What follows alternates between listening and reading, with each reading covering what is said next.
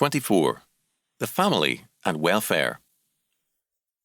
Much is said today of the extensive programs of the federal, state and county governments. The millions required to finance welfare make a major item in every governmental budget. All the statements by politicians on the major accomplishments of welfare miss the basic point. The world's welfare program has never been conducted by any civil government in any era of history. That credit belongs to the family. The family is a God-ordained institution, and one of its basic functions is welfare.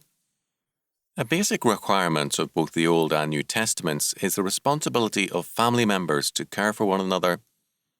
Our Lord made it clear that no gift was acceptable to God from people who did not care for their parents' material or financial needs. Mark 7:10-13. St. Paul declared, quote, "But if any provide not for his own, and specially for those of his own house, he hath denied the faith and is worse than an infidel." 1 Timothy 5:8.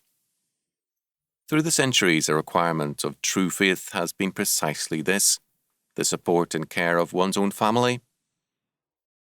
For every person on state or federal welfare, there are a vast number supported by their family. The family first gives aid to most of the children of the country. The parents give full care to their children at least through high school and very often through college. They help the children when they marry and when the grandchildren come. No system devised by man or the state can ever replace the family in its efficiency and success in creating social stability and strength while supporting and educating virtually all the children of the land. Second, countless aged parents are also supported by their children.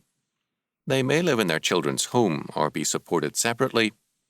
Some have turned over their farms to their children or their businesses, and they receive in return a lifetime support.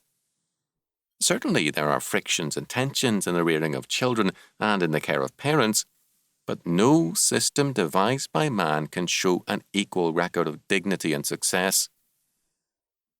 The state system of welfare has in every age been productive of social disorder and delinquency. In the Roman Empire, the Senate and Emperor came to fear the welfare mobs, which increasingly dominated the city of Rome.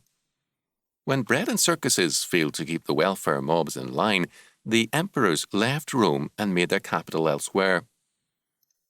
Several times the capital of Rome was changed before it finally fell to escape the mobs which dominated city after city. In the United States today, the rise of welfare mobs is again in evidence. Delinquency, crime, vandalism, rioting and looting, illegitimacy, drunkenness and savage hatred are seething in our welfare mobs. Instead of being relieved or diminished by increased welfare grants, the welfare mobs only become irresponsible. And, most important, state and federal welfare is destructive of family life, and this is especially deadly because the family system is God's appointed welfare system and history's only successful one.